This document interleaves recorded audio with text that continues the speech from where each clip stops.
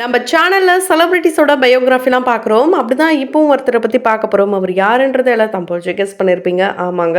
Heart beat web series Arjun பத்தி தான் எல்லாரும் இந்த வீடியோல பார்க்க போறோம். இவரை பத்தி பார்க்கறதுக்கு முன்னாடி இது வரைக்கும் யாரெல்லாம் நம்ம சினி சமூகம் சேனலை சப்ஸ்கிரைப் பண்ணலையோ அவங்க எல்லாரும் மறக்காம சப்ஸ்கிரைப் பண்ணிட்டு பக்கத்துல இருக்க பெல் ஐக்கனையும் மறக்காம பிரஸ் பண்ணிடுங்க. ஹார்ட் பீட் அர்ஜுன் சொன்னா எல்லாருக்கும் ரொம்ப ரொம்ப தெரியும். ஏன்னா அந்த அளவுக்கு ரொம்ப ஃபேமஸான ஒரு பர்சனா வளம் வந்துட்டு இருக்காரு. உண்மையாலே இந்த வெப் சீரிஸ் மூலமா நிறைய நடிகைகள் வெளியே வந்திருக்காங்க. நிறைய பேருக்கு ஃபேவரட்டாவும் ஆயிருக்காங்க. அந்த ஒரு சில தான் நம்ம இப்ப பார்த்துட்டு வந்துட்டு இருக்கோம். சாருகேஷ் அதான் இவருடைய ரியல் நேம். இவருடைய ரியல் நேமோட இவருடைய ரியல் நேமான அர்ஜுன் தான் எல்லாருடைய மனசுல நீங்காம இடம் பிடிச்சிருக்கு. இவரை பார்க்கறதுக்கு மலையாளி மாதிரி இருக்காரு, ஆனா தமிழ் சரளமா பேசுறாரு அப்படின்ற டவுட் எல்லாருக்குமே இருக்கும். ஆனா உண்மையாலே இவர் ஒரு மலையாளி தான், ஆனா மலையாளமே பேச தெரியாதாம். ஸோ இவரை பற்றி நிறைய இன்ட்ரெஸ்டிங்கான விஷயங்களை தொடர்ந்து இந்த வீடியோவில் பார்க்கலாம். அதுக்கு முன்னாடி எனக்கு அர்ஜுனா ரொம்ப பிடிக்கும் அப்படின்ட்டு யாரெல்லாம் சொல்கிறீங்களோ அவங்க கமெண்ட் பாக்ஸில் மறக்காமல் ரெட் ஆர்டினோட கமெண்ட் பண்ணிடுங்க. So heart beat web series season 3க்காக எல்லாம் ரொம்ப ஈகராக வெயிட் பண்ணிட்டு இருக்க இந்த நிலையில் நிறைய இவங்கள கப்புள் இன்டர்வியூஸ் தான் எடுத்துகிட்டு வராங்க. அப்படிதான் ரீனா அண்ட் அர்ஜுன் இந்த பேரை பார்க்கும் போது ரியல் பேர் ஆனால் எப்படி இருக்கும் அப்படிலாம் சொல்கிறாங்க. ஸோ இவங்களுடைய ஆசை நிறைவேறுமா, அதாவது ஆடியன்ஸுடைய ஆசை நிறைவேறுமான்னு கேட்டிங்கன்னா ரீலாக நிறைவேறும், ஆனால் ரியலாக நிறைவேறதுக்கான வாய்ப்புகள் ரொம்ப ரொம்ப கம்மி. ஏன்னா சாருகேஷோடைய நிறைய ஃபேமிலியை பார்க்கும்போது ரொம்ப பெரிய ஃபேமிலியாங்க, கிட்டத்தட்ட 12 பேர் இருக்காங்களாம்.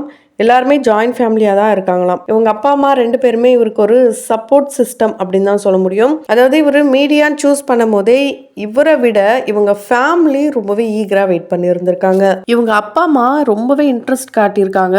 அதாவது நீ படிக்கிறியோ இல்லையோ ஸ்போர்ட்ஸ் அண்டு கல்ச்சுரல்ஸில் நீ ரொம்ப டாப்பாக வரணும் அப்படின்னு அவங்க அப்பா அம்மா சொன்னதுனாலே இவர் எல்லாத்துலேயுமே பார்ட்டிசிபேட் பண்ணுவாராம். லயோலா காலேஜில் படிக்கணுன்ற ஆசையெல்லாம் இருந்திருக்காரு. இவர் இன்ஜினியரிங்கும் முடிக்கலாம், ஏன்னா நம்ம மீடியாவே நம்பிட்டு இருந்தால் வேலைக்காகாது, ஏதாவது ஒரு டிகிரி இருக்கணுமே அப்படின்னு சொல்லி இன்ஜினியரிங்கும் எடுத்திருக்காரு. ஸோ இன்ஜினியரிங் கோவையில் தான் பண்ணியிருக்காரு. இவர் கோவையில் ஏன் பண்ணியிருக்காருன்னு பார்த்தீங்கன்னா அங்கே தான் இவர் பிறந்தது வளர்ந்தது இப்படி எல்லாமே வா. ஸோ இன்ஜினியரிங் படிக்கும் போது இவருக்கு ஷார்ட் ஃபிலிமுக்கான வாய்ப்பெலாம் வந்திருக்கு. அது அவங்களுடைய ஃப்ரெண்ட்ஸ் மூலயமா தான் வந்திருக்கு. அவங்களுடைய ஃப்ரெண்ட்ஸ் பார்த்தீங்கன்னா ரொம்ப ரொம்ப க்ளோஸ் ஃப்ரெண்ட்ஸாங்க.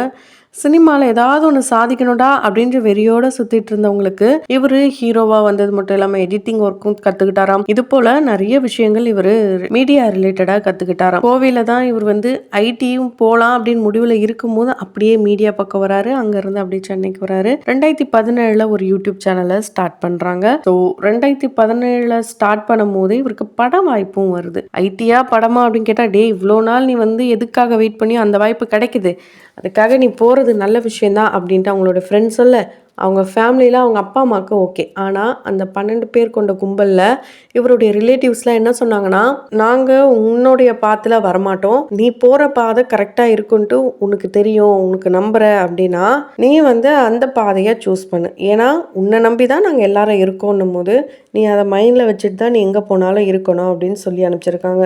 இவரும் ஓகே அப்படின்னு சொல்லி தான் வந்திருக்காரு. எல்லாருக்குமே இந்த சப்போர்ட் சிஸ்டம் கிடைக்குமான்னு கேட்டிங்கன்னா கண்டிப்பாக வாய்ப்புகள் ரொம்ப ரொம்ப கம்மி தான். மீடியான்னு சொன்னாலே என்னடா அதில் போய் என்னடா பண்ண போகிற அப்படின்ற மாதிரியான கேள்விகள் தான் வரும். அது எதுவாக வேணாலும் இருக்கலாம், இசையாக இருக்கலாம், இல்லைனா நடனமாக இருக்கலாம், டைரக்ஷன், இது போல் நிறைய விஷயங்கள் இருக்குது. எல்லாருக்குமே இது சக்சீட் ஆகுமான்னு கேட்டால் அது கொஸ்டின் மார்க் தான். ஸோ பேங்க் வேலையெல்லாம் விட்டுட்டு இங்கே டேரக்டர் ஆனவர் இப்போ ஆக்டராகவும் ஆயிட்டாரு. யாரை பற்றி சொல்கிறது தெரிஞ்சிருக்கும், லோகேஷ் கனகராஜ் அவர்கள் தான். இந்த மாதிரி டாக்டராக இருந்தவங்க கூட இங்கே ஆக்டராக சுற்றிட்டு இருக்காங்க. ஸோ அவங்களுடைய ப்ரொஃபஷனலையும் தாண்டி இப்போது இந்த துறையில் பேஷனுக்காக ஓடிட்டுருக்காங்க. மக்கள் அவங்க என்டர்டெயின்மெண்ட் பண்ணணும், படங்கள் மூலிமா நல்ல கருத்துக்கள் சொல்லணும் அப்படின்ற மாதிரி விஜய் ஆண்டனி அவர்கள் அவருடைய ரியல் லைஃப்பில் பேசுகிறத கேட்கும் போது கேட்டுக்கிட்டே இருக்கலாம், அந்த மாதிரி இருக்கும். அந்த மாதிரி தான் இவரும். ஸோ மலையாளத்தில் ஒரே ஒரு படம் தான் அவர் பண்ணியிருக்காரு.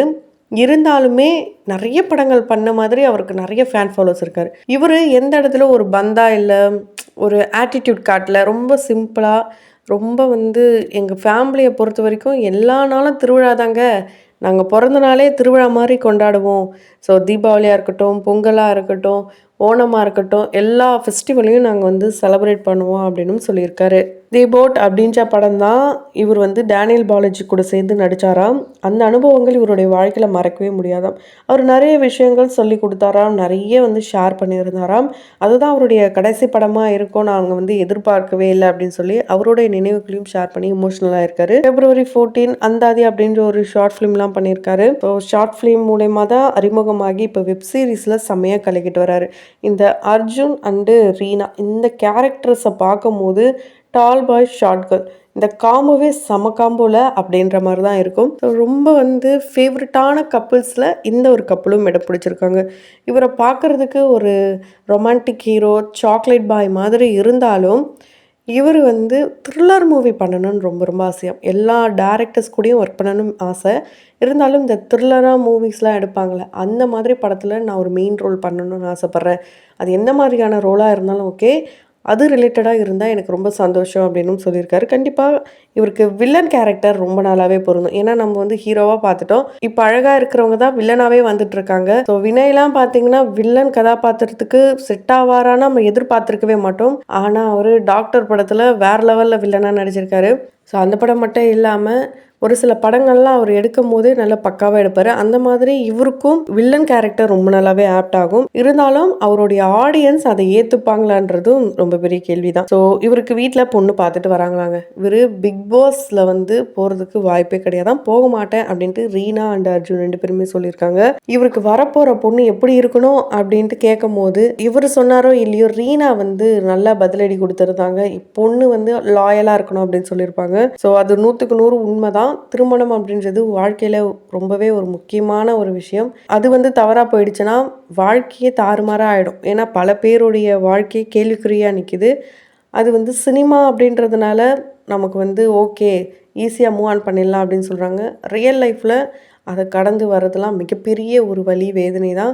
ஸோ இவருக்கு கிடைக்க போகிற பொண்ணு ரீனா மாதிரி இருக்கணும் அப்படின்னும் நிறைய கமெண்ட்ஸ் வருது. ஏன் ரீனாவே கூட இருக்கலாம் அப்படின்னும் சொல்லப்பட்டாலும் அதுக்கு இவங்க 2 பேரெலாம் சரிப்பட்டு வரமாட்டாங்கப்பா அப்படின்ற மாதிரி தான் இவங்க 2 பேருமே பதிலடி கொடுத்துருக்காங்க. சாருகேஷ்க்கு நல்ல பொண்ணு அமையும் அண்டு இவர் நினச்ச மாதிரி ஒரு பெரிய படத்தில் இவரும் இணைஞ்சு அதுவும் த்ரில்லர் மூவியில் இவருக்கு ஒரு மெயின் லீட் கேரக்டரே கிடைக்கணுன்ட்டு நம்மளுடைய சினி சமூகத்தின் வாயிலாக வாழ்த்துக்களை தெரிவித்துக் கொள்ளலாம். தொடர்ந்து வீடியோஸ்லாம் பார்க்கணும்னு நினச்சிங்கன்னா உடனே சேனலை சப்ஸ்கிரைப் பண்ணிவிட்டு பக்கத்தில் இருக்க பெல் ஐக்கானையும் மறக்காமல் ப்ரெஸ் பண்ணிவிடுங்க.